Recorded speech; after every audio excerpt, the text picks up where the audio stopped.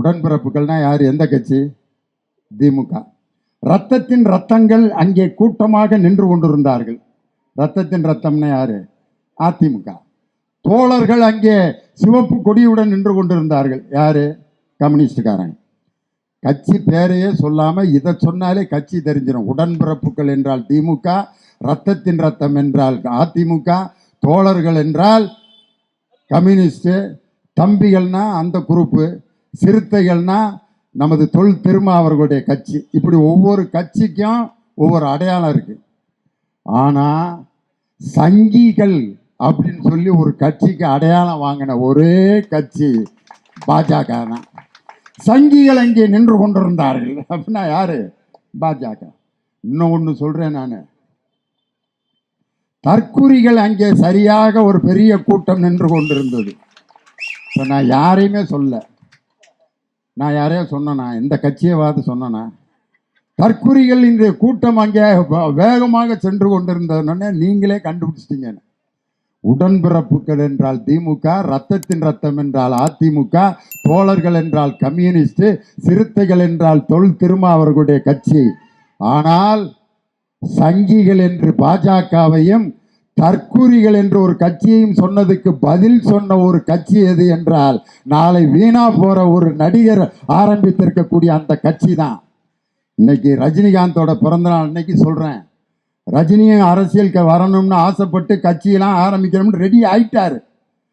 ஆனா இமயமலையில போய் உட்காந்து யோசித்தார், ஆரம்பிச்சா என்ன ஆகும்?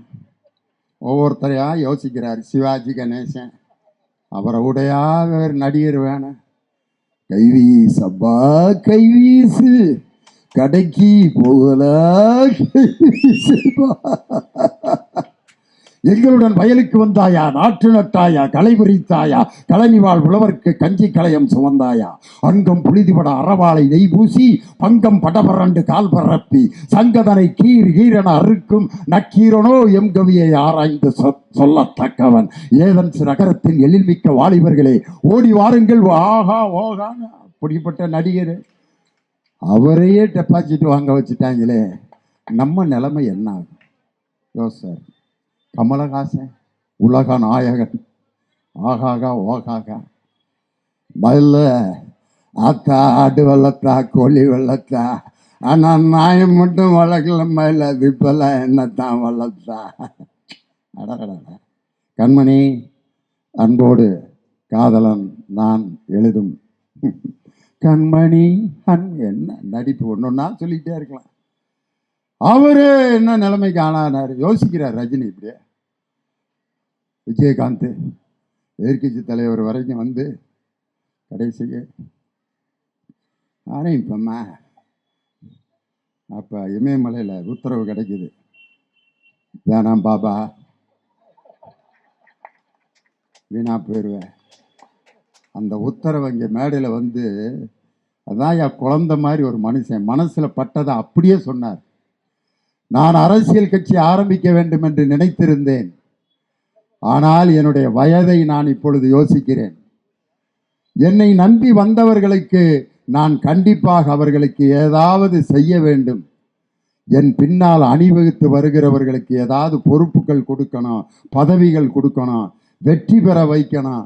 அதற்குரிய கட்டமைப்பை என்னால் செய்ய முடியுமா அப்படின்லாம் யோசிச்சுட்டு என்னால் அதை செய்ய முடியாது.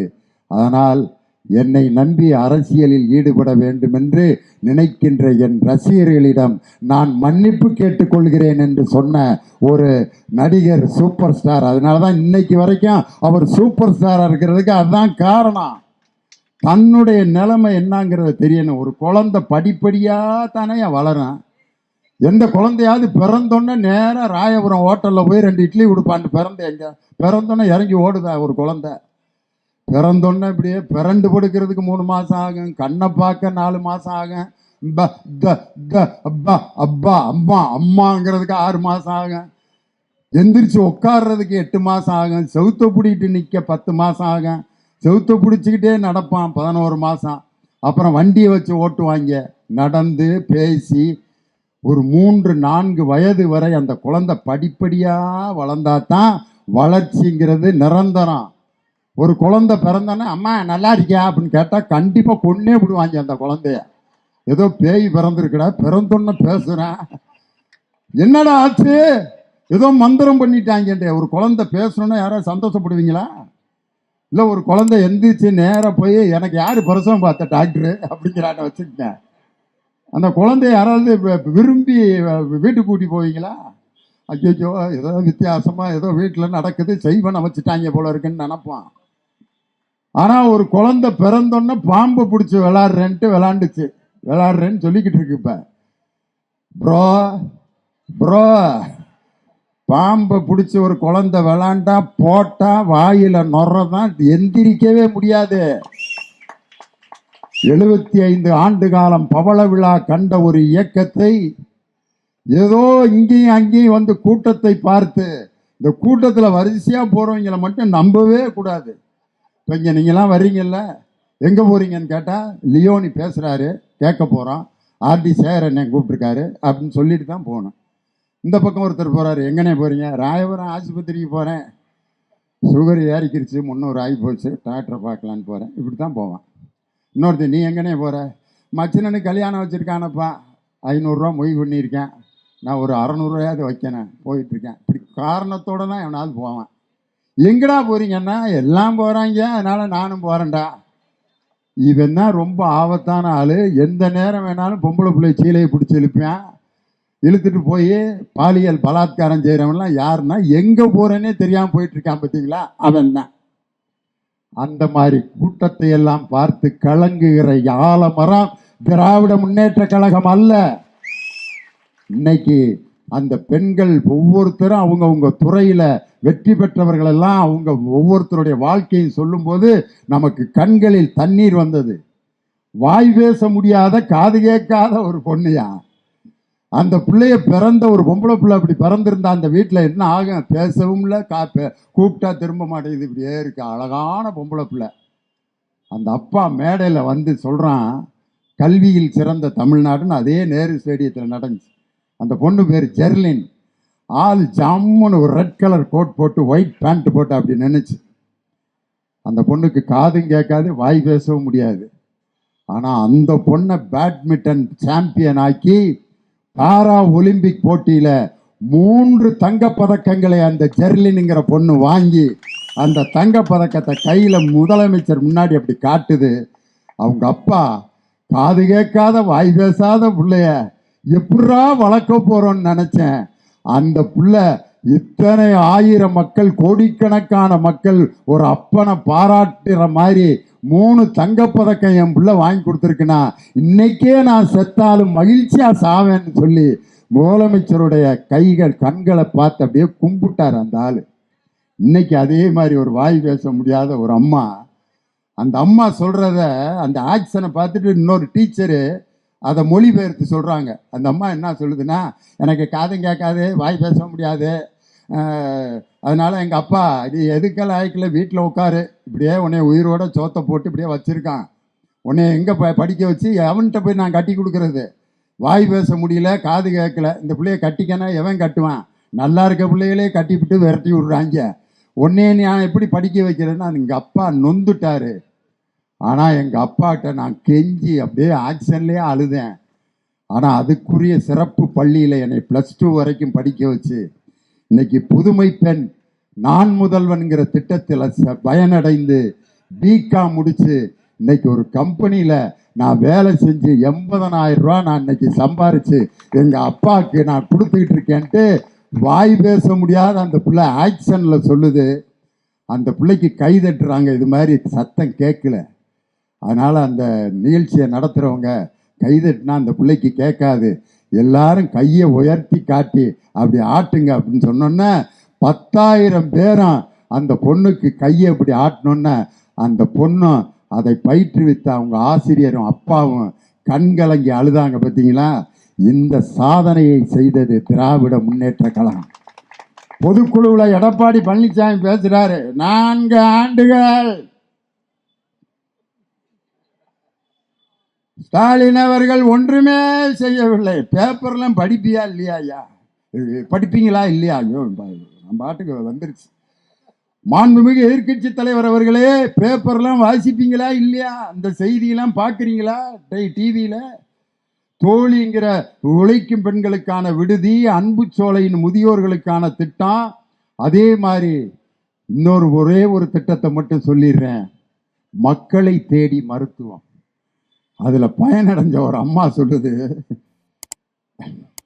வலது பக்கம் பூரா அப்படியே கண்ணங்க கருப்பா இருக்காங்க அந்த அம்மா. வலது பக்கம் உடம்பு பூரா அப்படியே அசைவு இல்லாம 6 மாசமா படுத்திருந்தாங்க. அப்ப விசிட்டுக்கு வந்தவங்க, என்னம்மா அப்படின்னா, எனக்கு பக்கவாதம் வந்துருச்சு அப்படின்னு சொன்னோன்னே, மக்களை தேடி மருத்துவம் திட்டத்தில் அந்த பெண் சேர்ந்து அந்த பெண்ணுக்கு முறையாக சிகிச்சை கொடுத்து இன்னைக்கு அருமையாக படியேறி வந்து இன்னைக்கு நான் உயிரோட இந்த நேரு ஸ்டேடியத்தில் இருக்கிறதுக்கு காரணம் ஐயா முதல்வர் ஐயாவோட அந்த மக்களை தேடி மருத்துவம் தான். அதில் இதுவரைக்கும் 2.5 கோடி பேர் பெண்கள் பயனடைஞ்சிருக்காங்க. அதில் 1.5 கோடி பேர் பெண்களாம். ஏன்னா பெண்களுக்கு தொற்று நோய் தொற்றுக்கூடிய நோய்னா கண்டுபிடிச்சிடலாம். மெட்ராஸ் ஐனா ஒருத்தனுக்கு வந்தோன்னே, தம்பி நல்லா இருக்கியான்னு அடுத்து நம்மளுக்கு வந்துடும். உடனே நல்லா இருக்கியாயா மெட்ராஸ் ஐயா அப்படிமா, அடுத்த நாள் இவன் கண்ணாடி போட்டு உட்காந்துருப்பேன், உன்னை பார்த்தேன் ஒட்டிக்கிச்சுறான்னு. கொரோனா ஒட்டுவாரொட்டி நோய், டிபி ஒட்டும். ஆனால் தொற்றா நோய் எதுன்னா ப்ரெஷரு, சுகரு. வேலை பார்த்துக்கிட்டே இருக்கும்போது திடீர்னு ஒரு அம்மா மயக்கம் போடுது 100 நாள் வேலை திட்டத்தில். அந்த அம்மாவை தூக்கிட்டு ஓடுறாங்க, லட்சுமி ஆப்பா ஆஸ்பத்திரியில் போய் லட்சுமிக்கு அந்த துண்டை சுற்றி, ஒரு துணியை சுற்றி டாக்டர் ப்ரெஷர் பார்க்குறாரு. இது ஏன் இதுக்கு பம்ப் அடிக்கிறாரு, சைக்கிளுக்கு காத்தடிக்கிற மாதிரின்ட்டு. இல்லைம்மா, லட்சுமிக்கு ப்ரெஷர் பார்த்துக்கிட்டு இருக்கேன். ப்ரெஷரு 350 இருக்கு, இருந்துட்டு போகுதுப்பா, இன்னும் ஒரு 100 வேணா சேர்த்துக்கிறதுனா சேர்த்துக்கானு. காசு அது, உன் உடம்புல இருக்க ரத்த அழுத்தம் 350, இன்னும் 100 கூடனா செத்து போயிடுவேன் நீ. அப்படியா சாமி, இதெல்லாம் நம்மளுக்கு எங்கே தெரியும்? பிளட் டெஸ்ட் எடுத்து பார்த்தா சுகர் 500 போயிருக்கு. உனக்கு சர்க்கரை 500 இருக்கு. இல்லையே, சர்க்கரை வீட்டில் 300 கிராம் தானே இருந்துச்சு, போன வாரம் வாங்கினது ரேஷனில் தீர்ந்துருச்சு, எல்லாம் காப்பியில் போய் உன் வீட்டில் டின்னில் இருக்க சர்க்கரைவா கேட்டேன். உன் உடம்புல இருக்க சர்க்கரை. சுகர்னா என்னான்னு தெரியல, ப்ரெஷர்னா என்னான்னு தெரியல. அவங்களுக்கு கண்டுபிடிச்சு 2.5 கோடி பேர் இன்னைக்கு பயன்பெற்று ஐநா சபையினுடைய விருது தமிழ்நாடு அரசுக்கு கிடைச்சிருக்கு. மாண்புமிகு எதிர்க்கட்சி தலைவருக்கு இதெல்லாம் தெரியுமா தெரியாதா? அதில் CV சண்முகம்னு முன்னாள் சட்டத்துறை அமைச்சர் பேசுறார். எப்படி பேசினாருன்னு அவர் மாதிரியே பேசி காட்டவா?